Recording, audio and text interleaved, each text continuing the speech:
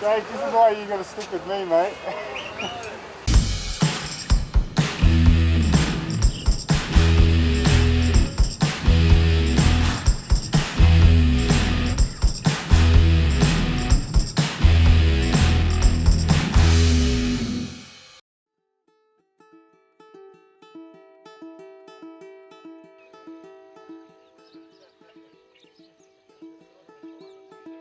Oh no, the shit raining. Yeah, the shit is raining. The shit is raining. That's what you said. We know jackets.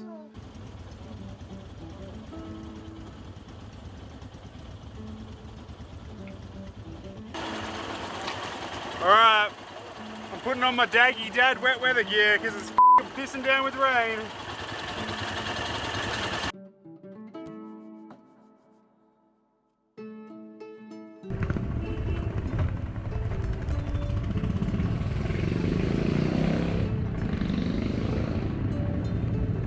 It's nothing like starting a new day with a heavy downpour of rain and freezing cold weather.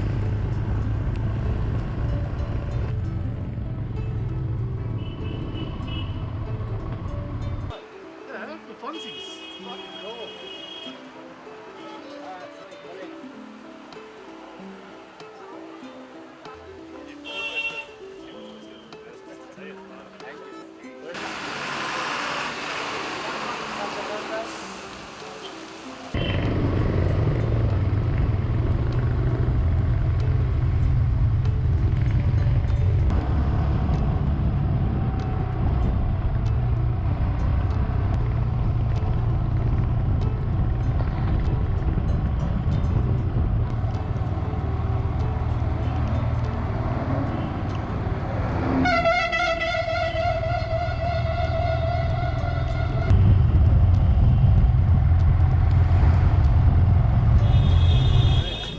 So I just rear-ended a f***ing truck.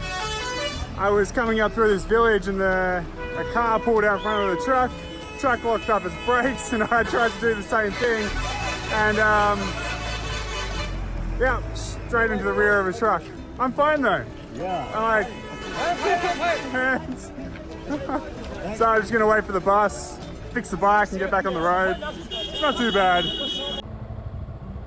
I bent my handlebars back, I ripped my mudguard off, and I hit the road again to try and catch up with the crew. Man, I'm gonna take it a bit easier from here on.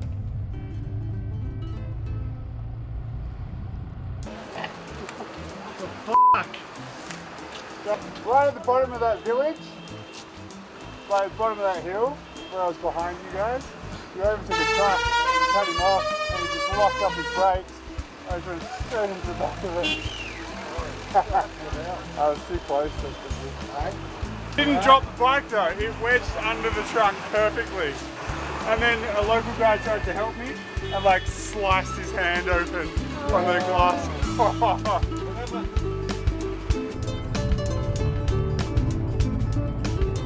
Man, I was lucky with that stack to walk away.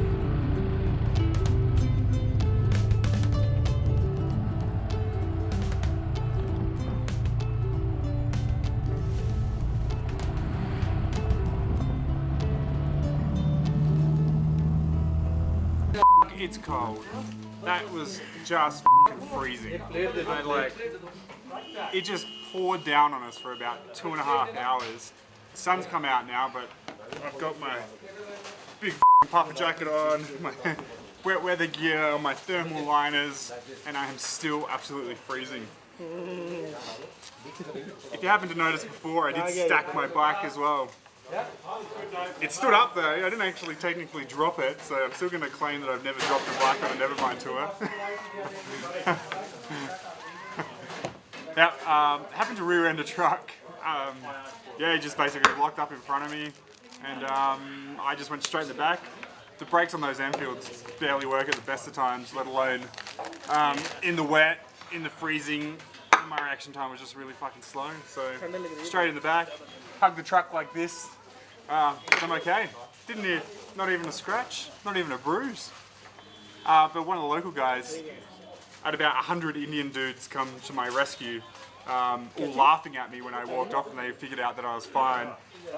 Trying to like fix my headlight, totally shattered, and he cut a massive gouge in his hand, and it went from trying to help me to trying to help this guy. So yeah, felt a bit bad about that.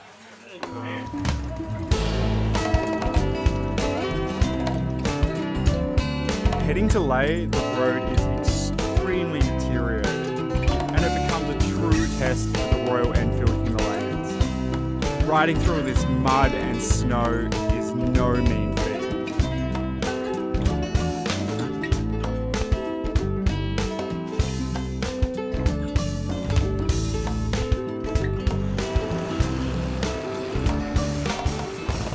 Holy! That was so much fun! Coming over that pass is just covered in mud and water. It's so slippery, and we just fucking powered past every one of these motherfuckers in their Suzuki Swifts. Fuck, it was so much fun. Just up on those pegs and fucking full throttle in second gear pretty much. Bop, bop, bop. Oh, that was good. Heading over Zojila Pass today was definitely a highlight. Those roads just twisting and turning their way up and over the mountain was absolutely incredible. That's what Jake's shit looks like.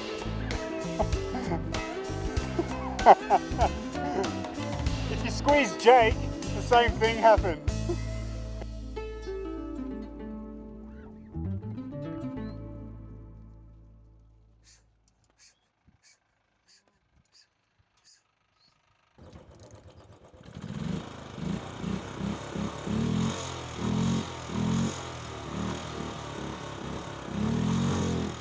We're just in a little town called Dras, right there.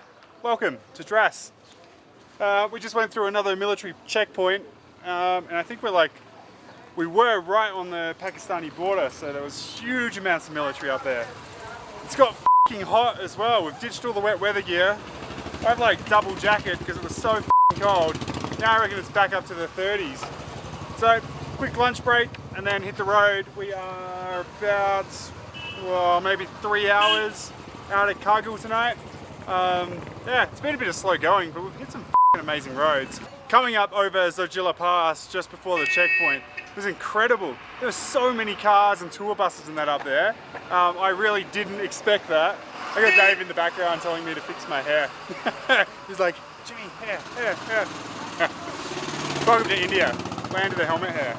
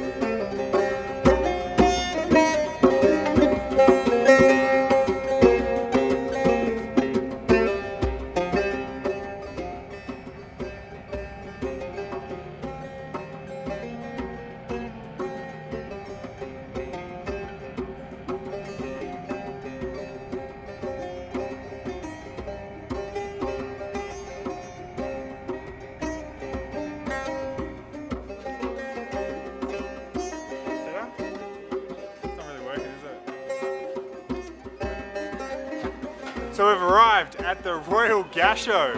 What a name. The Gasho. That sounds like a brilliant pub back home, I reckon. And I think we're all really hanging just to chill out, have a beer and relax, because it felt like a really long day. It's 4:30, so we've been on the road since pretty much 8 AM.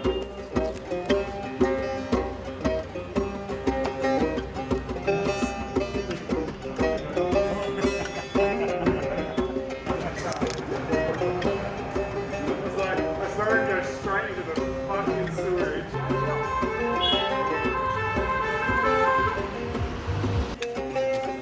That'd be cool. No, I didn't lose the dog.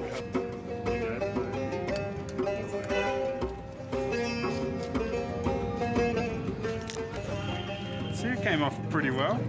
Lost the fender, replaced the headlight. It's good. Heading into the hotel tonight, we really didn't expect much from this town. The boys decided to head out and see what they could find. They found some of the best Nepalese dumpling and kebabs you've ever eaten. Man, I was so envious.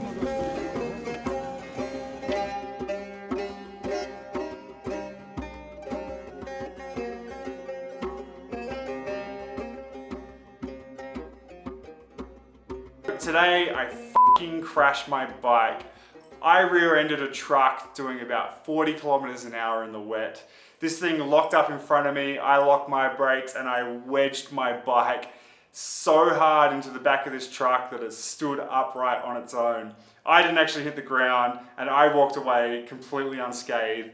The bike was a little worse for wear, but I got back on and met up with the group. Unfortunately, we didn't get any footage because Jake wasn't there and I didn't even have a GoPro on. Later in the day, we hit Zojila Pass, which is this incredible 50-kilometer track that goes up and over a mountain.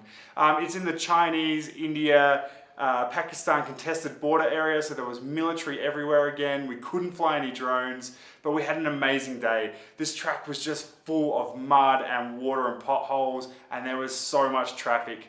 We've arrived in Kargil and we're heading to Leh tomorrow, so we will see you there. Looks like there's a little bit of rain this morning again, but we're heading to Leh, so we need to be in Leh by as close to 2:30 as we can, because we've got to organise some permits to get up to Kardula, and that's our time to do it. We're holding up the crew, so we got to go.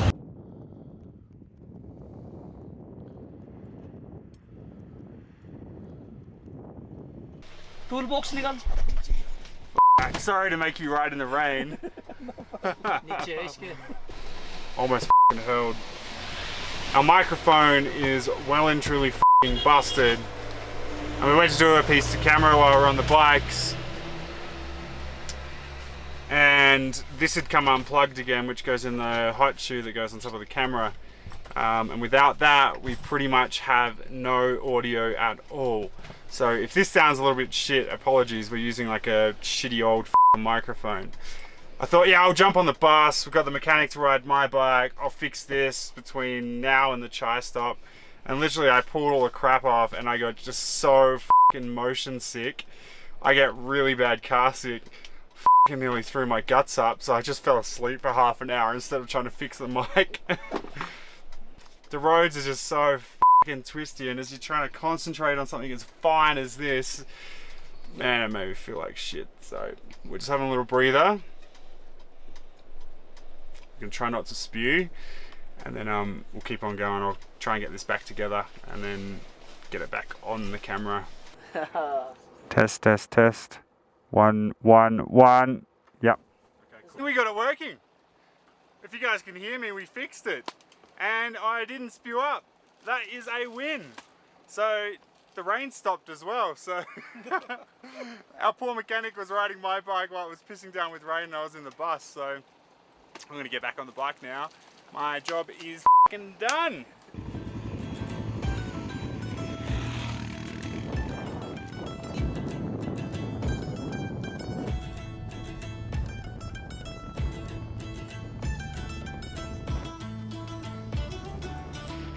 As we get closer to Leh, you really start to notice how heavily influenced the region is from the local Buddhist communities.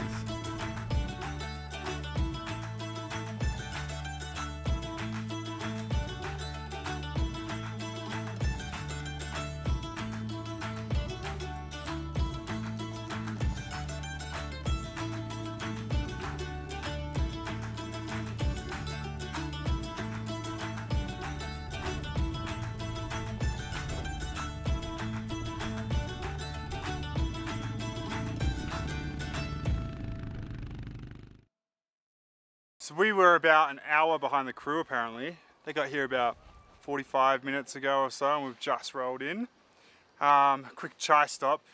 I think coming through that last pass was one of the coldest we've had yet. Like, I was freezing. I've got 2 jackets on, thermals. It was just like light rain, but man, it was cold. Hands are just like white. But stop for a chai. Check that out. What a fucking view, huh? This place is just full of surprises. The thing I love about riding through the Himalayas is how the landscape is constantly changing. Like a couple of days ago, it was nothing but like pine forests and lush green forests. You know, and that is beautiful and epic in its own right. And then you come out to here and it's just desolate. It's like these little pockets of green where all the little villages are. The contrasts are absolutely amazing. I can't wait to get to Leh. It's one of my most favourite cities in northern India. And to be honest, we're going to get a full day's rest. That's what I'm looking forward to.